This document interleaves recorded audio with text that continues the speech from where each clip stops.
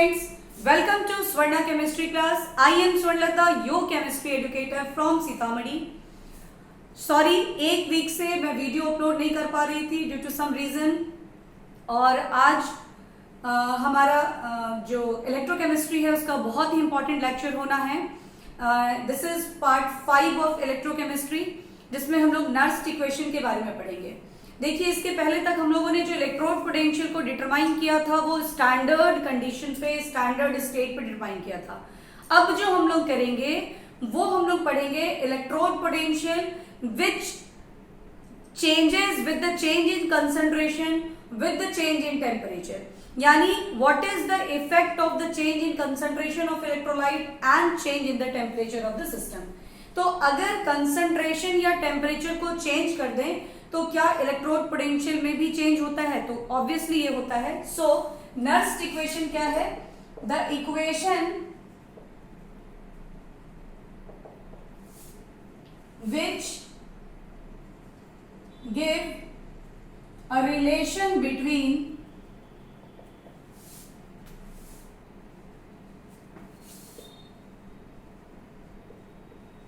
electrode potential of the cell and concentration of electrolyte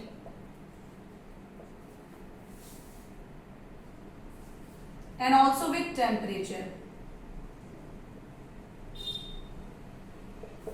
ठीक है, तो हम लोगों ने IUPAC के अकॉर्डिंग ये पढ़ा था कि जो इलेक्ट्रोड पोटेंशियल की डिटर्मिनेशन हम लोग करेंगे वो ऑलवेज रिडक्शन के टर्म में करेंगे. आइदर वो प्रोसेस एनोड पे हो रहा हो या फिर कैथोड पे हो रहा हो. हम जब उसका इलेक्ट्रोड पोटेंशियल डिटरमाइन करेंगे फॉर एनी हाफ सेल तो वो रिडक्शन पोटेंशियल के टर्म में ही डिटरमाइन होगा. तो सपोज कि अगर हम मानते हैं एक मेटल है M, जिसके ऊपर N प्लस चार्ज है. N means 1 2 3 4 means 1 plus charge, 2 plus charge, 3 plus charge, any plus charges हैं. और इसने N इलेक्ट्रॉन को गेन करके मेटल फॉर्म किया. इट मीन्स यहाँ रिडक्शन हो रही है. तो जब रिडक्शन होती है तो reduction potential of the cell at standard state हम लोग ऐसे रिप्रेजेंट करते हैं. E standard Mn plus 2m. This is called standard electrode potential. यानी electrode potential at 25 degree centigrade and 1 molar concentration. And in case of gaseous substance यहाँ 1 atm pressure हम लोग लेंगे. ठीक है. अब अगर टेम्परेचर या कंसंट्रेशन वेरिएबल हो जाए, यानी 1 मोलर कंसंट्रेशन ऑफ इलेक्ट्रोलाइट नहीं हो, यहाँ पे कुछ पर्टिकुलर कंसंट्रेशन आपको C लिया हो या एनीथिंग, ठीक है, तो सॉरी यहाँ पर ये कंसंट्रेशन आपको कुछ भी लिया हुआ हो, ये एक्वस मीडियम में है, ये प्योर सॉलिड है, यहाँ कंसंट्रेशन तो 1 हो जाएगा. बिकॉज हम लोगों ने केमिकल और आयनिक इक्विलिब्रियम में पढ़ा था कि प्योर सॉलिड का कंसंट्रेशन ऑलवेज क्या होता है? 1 होता है. तो यहाँ तो कंसंट्रेशन टर्म की यूज ही नहीं होगी. ये एक्वस मीडियम में है, इसलिए इसका एक पर्टिकुलर कंसंट्रेशन होगा जो जरूरी नहीं है कि 1m हो, वेरिएबल हो सकता है. और टेम्परेचर भी अगर चेंज कर दिया जाए तो कैसे हम electrode potential of the cell को निकालेंगे, यही हमारा नर्स्ट इक्वेशन कहता है. तो नर्स्ट इक्वेशन इस हाफ इलेक्ट्रोड यानी रिडक्शन प्रोसेस के लिए जो लिखते हैं हम लोग वो है, देखिए, अकॉर्डिंग टू नर्स्ट इक्वेशन. कैसा इक्वेशन बनेगा? ये इक्वेशन बनेगा EMn plus 2m is equals to E standard Mn plus 2m. देखिए इन दोनों में क्या डिफरेंस है? ये जो इलेक्ट्रोड पोटेंशियल है इस हाफ इलेक्ट्रोड का, ये किसी particular temperature T and concentration M पे डिपेंड कर रहा है. बट ये जो है ये स्टैंडर्ड कंडीशन पे है, यानी at 25 degree centigrade and 1 molar concentration है, जिसकी वैल्यू फिक्स्ड है, आपको दी हुई होगी, जो कि हमारे इलेक्ट्रोकेमिकल सीरीज में ऑलरेडी डिटरमाइंड है. न्यूमेरिकल अगर आपकी आएगी तो उसमें ये वैल्यू जो है वो दी हुई होगी. Minus RT by NF ln concentration of product by concentration of reactant. ठीक है, अब यहाँ दो बातें जाननी है हमें कि ये ln क्या है। This ln means log base e, यानी एक्सपोनेंशियल फॉर्म में जब log को हम रिप्रेजेंट करते हैं तो उसको ln लिखते हैं, बट जब हम न्यूमेरिकल सॉल्व करेंगे एंड हमें लॉग टेबल देखने की जरूरत पड़ेगी तो लॉग टेबल बेस 10 में लिया हुआ होता है। तो जब वो बेस 10 में है तो उसको हम 2.303 से जब इस डाटा को मल्टीप्लाई करेंगे तो ये बेस 10 में चेंज होगा। तो इसलिए हम लोगों को इसको बेस 10 में पहले चेंज करना होगा। दूसरी बात, एक हम लोग को ये जाननी है कि अगर प्योर सॉलिड है या फिर कोई प्योर लिक्विड फॉर्म है तो उसका जो ये कंसंट्रेशन होता है, this square bracket represent the concentration, ये ऑलवेज क्या होता है 1। तो यहां जो मेटल ली जा रही है वो प्योर सॉलिड के फॉर्म में डिपोजिट हो रही है, सो इसका कंसंट्रेशन हम क्या लेंगे 1 लेंगे। ठीक है, तो नाउ दिस इक्वेशन में written as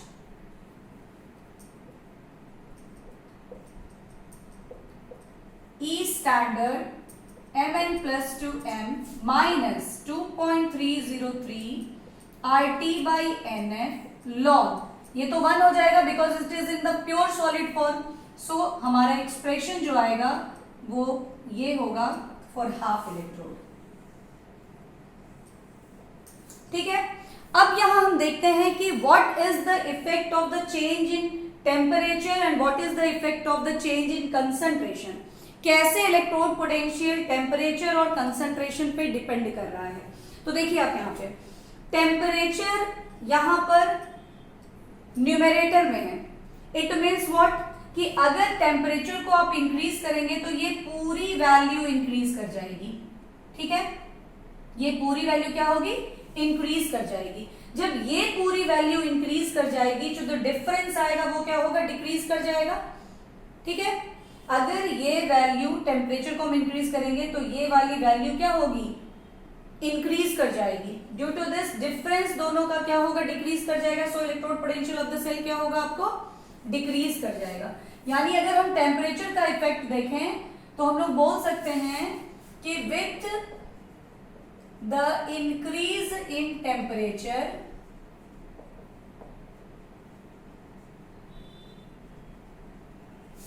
electrode potential of the cell decreases। ठीक है, नो एनी प्रॉब्लम।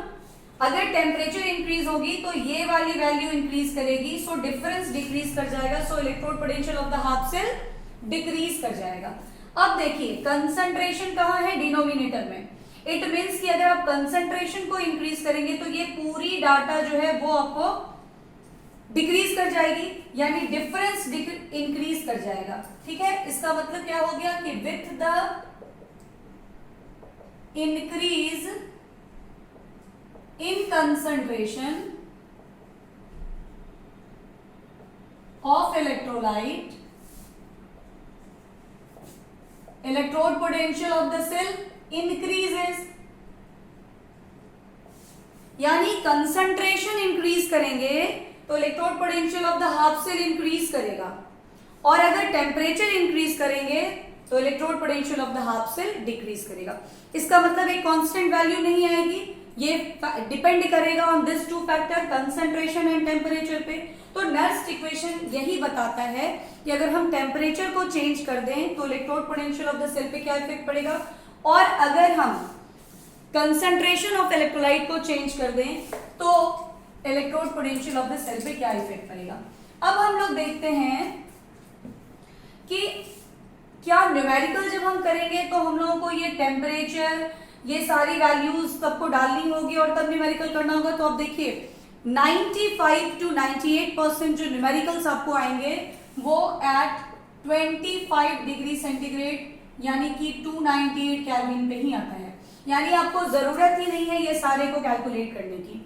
क्यों जरूरत नहीं है, क्योंकि अब आप R की वैल्यू 8.314 जूल पर मोल पर केल्विन पुट करेंगे, टेम्परेचर आप 298 केल्विन पुट करेंगे, Faraday 1 Faraday is equals to 96500 coulomb होता है, आप इसकी वैल्यू भी पुट करेंगे, एंड एट 25 डिग्री सेंटीग्रेड जो हमारा फॉर्मूला होगा Nernst equation for the half cell. देखिए ये फॉर हाफ सेल है, इसको हम लोग जब अप्लाई करेंगे ना कंप्लीट सेल के लिए तो फिर हमारा एक नया फॉर्मूला डिराइव होगा जो हम लोग एप्लीकेशन ऑफ नर्स्ट इक्वेशन में करने वाले हैं।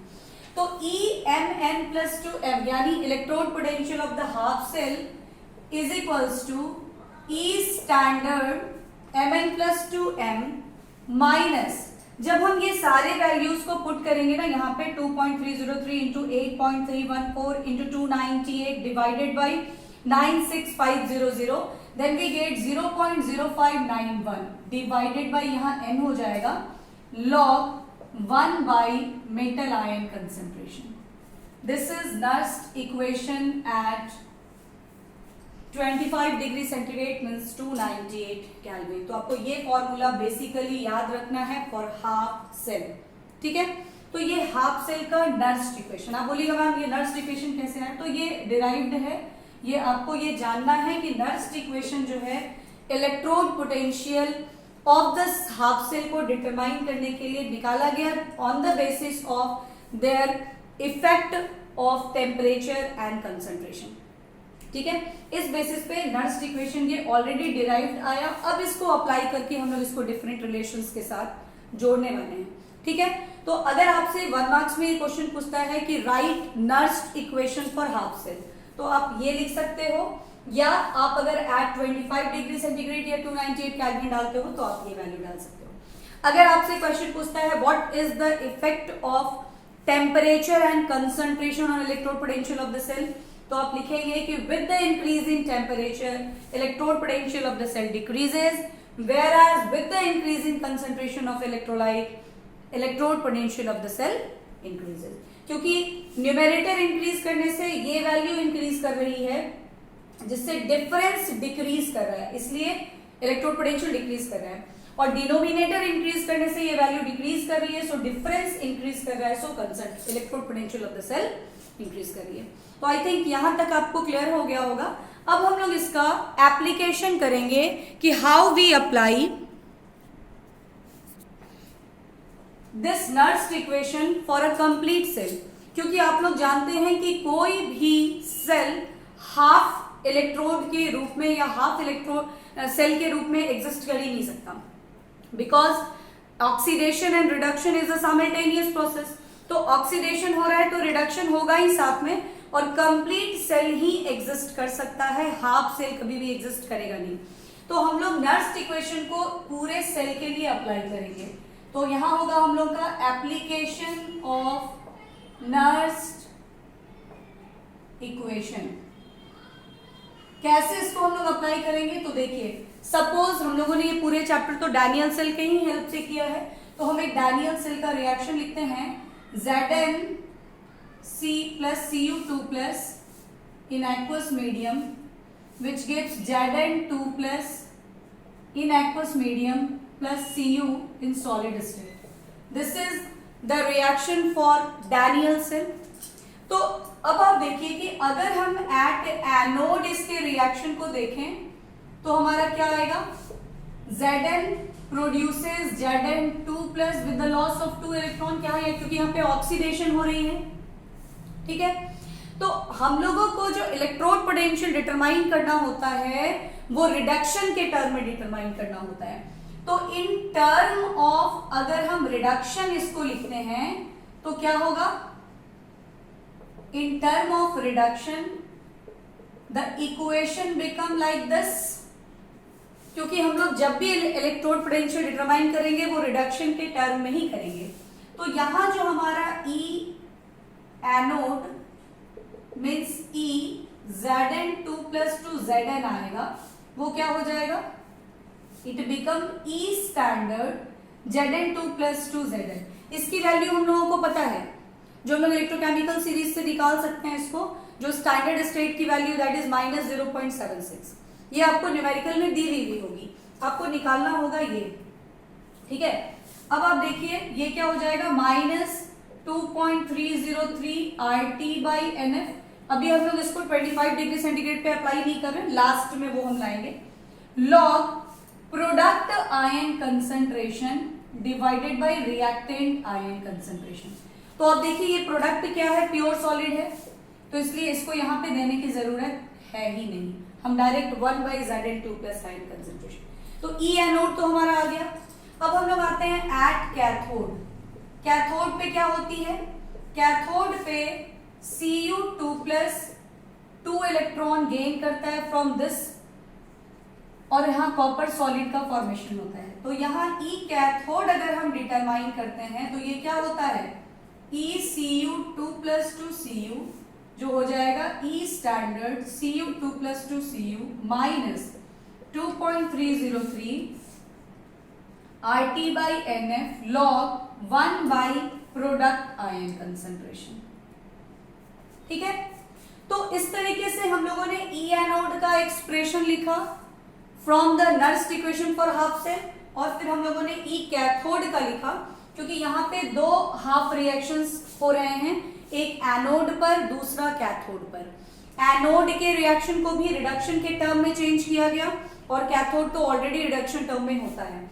देन हम लोगों ने दोनों के electrode potential of half cell के एक्सप्रेशंस को लिखा with the help of Nernst equation, और अब हम लोग ई सेल निकालने वाले हैं। तो ई सेल हमारा कैसे डिटरमाइन होगा,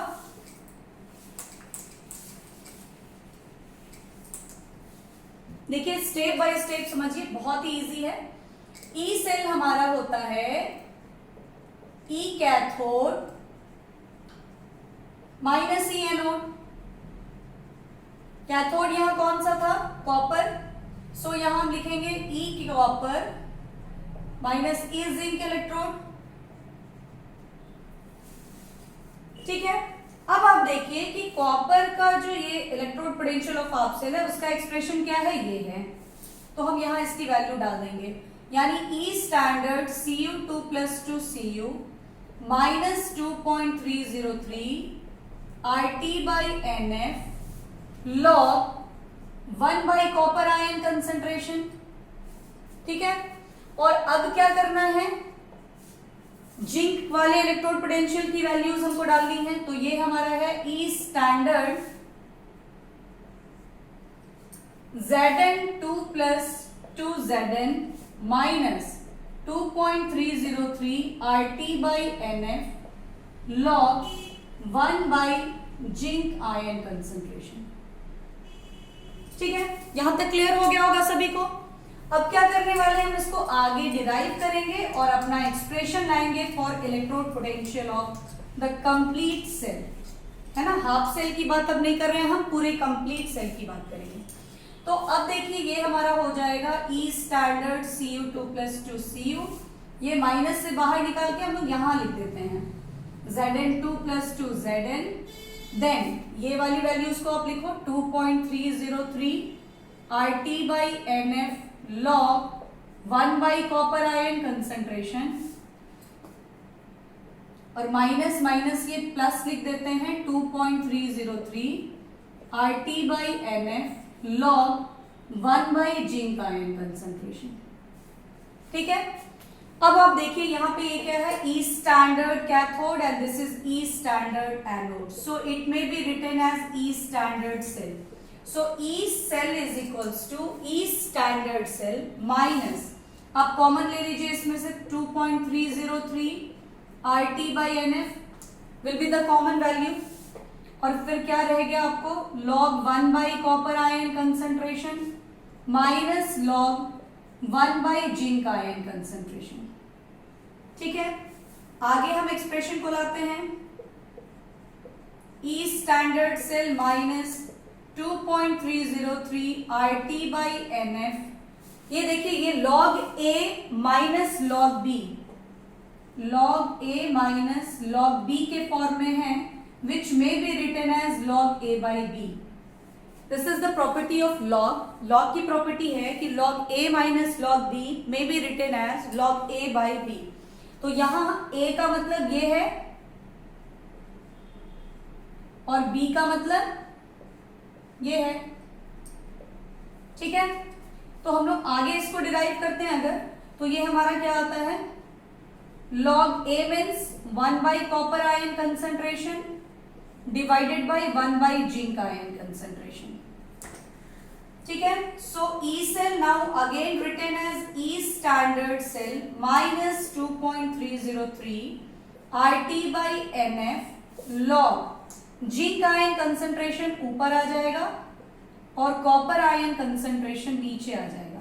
अब एक बार आप डैनियल सेल के रिएक्शन की तरफ नजर डालिए। रिएक्शन क्या थी? Zn plus Cu2 plus produces Zn2 plus Cu, है ना? तो ये Zn2 प्लस क्या है? This is the concentration of product ion. Product में जो आयन अवेलेबल है, बिकॉज जो सॉलिड फॉर्म है उसकी कंसंट्रेशन तो 1 होती है, उसको एक्सप्रेशन में देना नहीं है। तो प्रोडक्ट की जो कंसंट्रेशन है, प्रोडक्ट आयन की जो कंसंट्रेशन है वो न्यूमरेटर में है और रिएक्टेंट आयन की जो कंसंट्रेशन है वो डिनोमिनेटर में है। सो हम लोग इसको क्या लिख सकते हैं? E cell is equals to E standard cell minus 2.303 RT by NF log general form में, इन जनरल फॉर्म हम लोग इसको लिख सकते हैं कि हम product ion concentration by reactant ion concentration कर देंगे। This is the general form. अगर आपके पास कोई एक इक्वेशन या फिर कोई एक रिएक्शन दिया हुआ है और बोलेगा कि उसका नर्स्ड इक्वेशन आप लिखिए, तो आप क्या करेंगे? E cell is equals to E standard cell minus 2.303 RT by NF log उस रिएक्शन में जो प्रोडक्ट आयन होगा उसके कंसंट्रेशन को हम न्यूमरेटर में डालेंगे और डिवाइडेड बाय जो रिएक्टेंट आयन कंसंट्रेशन होगा वो डिनोमिनेटर में आएगा। इन केस अगर कॉफिशिएंट भी उसके साथ है, क्योंकि इस डैनियल सेल रिएक्शन में there is no any coefficient, यानी सबके 1 मोल ही है आपको रिएक्टेंट एंड प्रोडक्ट्स बोथ में, इसलिए हम लोग कोई पावर नहीं दिए। अगर ऐसा होता कि ये 2Zn2 प्लस आयन फॉर्म करता तो Zn2 प्लस आयन का पावर हम 2 कर देते। अगर एक्सप्रेशन में ये 3 मोल होता तो हम इसका पावर 3 कर देते। वैसे एग्जांपल्स को भी हम अभी करवाने वाले हैं, बट अभी पहले आप ये लिखिए। तो आप जनरल फॉर्म में Nernst equation for a complete cell लिख सकते हैं। It become E cell is equals to E standard cell minus 2.303 RT by NF log product ion concentration by reactant ion concentration. अब अगर इसको हम लोग 25 डिग्री सेंटीग्रेड पे स्टैंडर्ड रूम टेम्परेचर पे करेंगे तो इसका वैल्यू क्या होगा वो देखते हैं। तो हम लोगों ने क्या देखा? नर्स्ड इक्वेशन हमारा क्या होता है? In general form E cell is equals to E standard cell minus 2.303 RT by NF log product ion concentration divided by reactant ion concentration। अगर इसको हम लोग 25 डिग्री सेंटीग्रेड यानी 1 atm प्रेशर पे लेंगे तो the equation become E cell E standard cell minus 0.0591 by N। N यहाँ क्या है? N represents the change of electron in an electrochemical cell reaction। कितने इलेक्ट्रॉन की चेंज हो रही है उसको वो रिप्रेजेंट करेगा। As such आपको सबसे पहले तो लिखना आना चाहिए nursed equation, then we will do the sums, do the numericals based on this nursed equation. Suppose कि आपके पास एक सेल रिएक्शन दी हुई है ऐसी,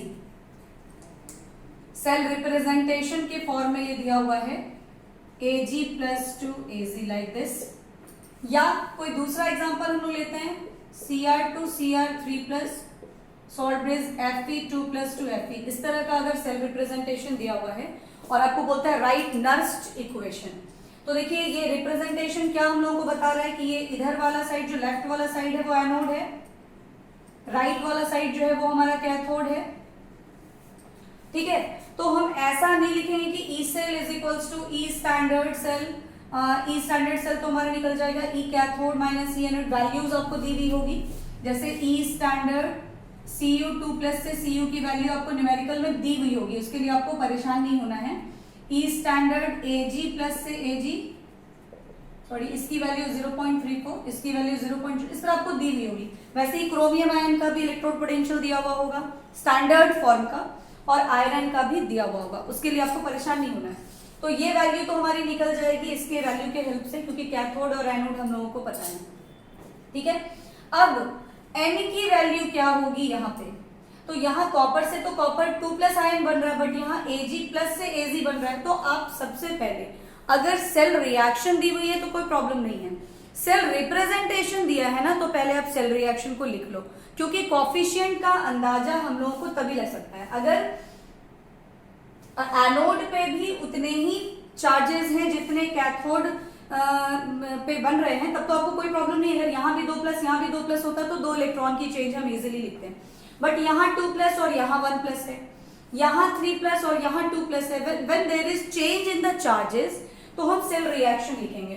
तो अगर हम इसके लिए लिखते हैं तो एनोड का रिएक्शन हमारा हो जाता है Cu से Cu2+, और कैथोड का हमारा रिएक्शन हो जाता है Ag+ + 1 इलेक्ट्रॉन गिव्स Ag।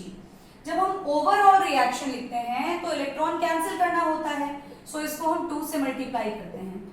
ठीक है, and we get Cu + 2Ag+ gives Cu2+ Ag। समझ में आ गई बात?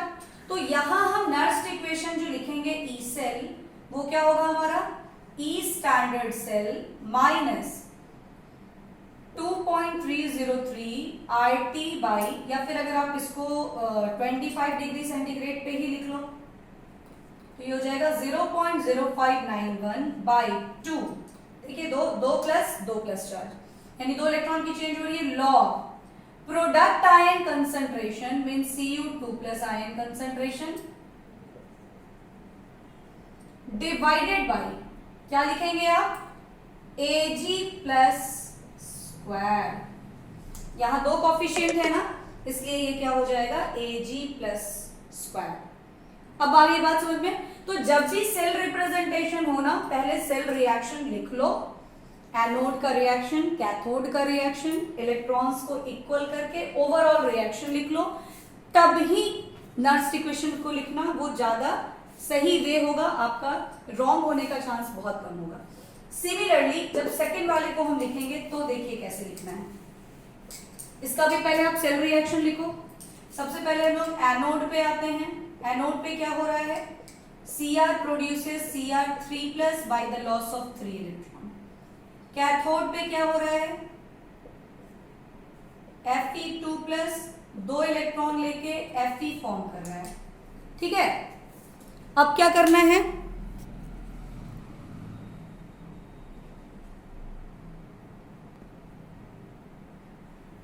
अब क्या करना है, अब देखिए यहां पर 3 इलेक्ट्रॉन है, यहां पर 2 इलेक्ट्रॉन है। इलेक्ट्रॉन इक्वल करने के लिए इसको 2 से, इसको 3 से मल्टीप्लाई करेंगे एंड देन हम लोग ऐड करेंगे, तो 6 इलेक्ट्रॉन कैंसिल होंगे और एक्सप्रेशन जो हमारी आएगी 2Cr + 3Fe2+ which produces 2Cr3+ + 3Fe। ठीक है ना? अब जब आप नर्स्ट इक्वेशन लिखेंगे तो ई सेल होगी ई standard cell. E standard cell कैसे निकलेगा, तो यहां पर ई स्टैंडर्ड सेल यानी यहां कैथोड क्या है, आयरन, तो E standard of Fe2+ 2Fe minus E standard Cr3+ 2Cr minus 0.0591 by, आप कितने इलेक्ट्रॉन का चेंज देख रहे हैं, 3 2 6, 2 3 6, यानी 6 इलेक्ट्रॉन की चेंज है। लॉग प्रोडक्ट आयन आपका क्या है, Cr3+, और इसकी कॉफिशिएंट कितनी है, 2, डिवाइडेड बाय रिएक्टेंट आयन क्या है, Fe2+, कॉफिशिएंट क्या है, 3। This is the Nernst equation for this cell representation. तो कभी भी जब डिफरेंट चार्जेस हो सेल रिप्रेजेंटेशन में, तो आप पहले ओवरऑल रिएक्शन लिखिएगा एंड देन नर्स्ट इक्वेशन लिखिएगा। आपका कभी भी रॉन्ग नहीं होगा, आपका कॉफिशिएंट भी क्लियर हो जाएगा और आप आराम से नर्स्ट इक्वेशन को करेक्टली लिख सकते हैं। तो this is the way to write Nernst equation for any reaction. अगर सेल रिएक्शन लिखा है तब तो आप इजीली लिख सकते हैं। जो मेटल से मेटल आयन बना रहा है वो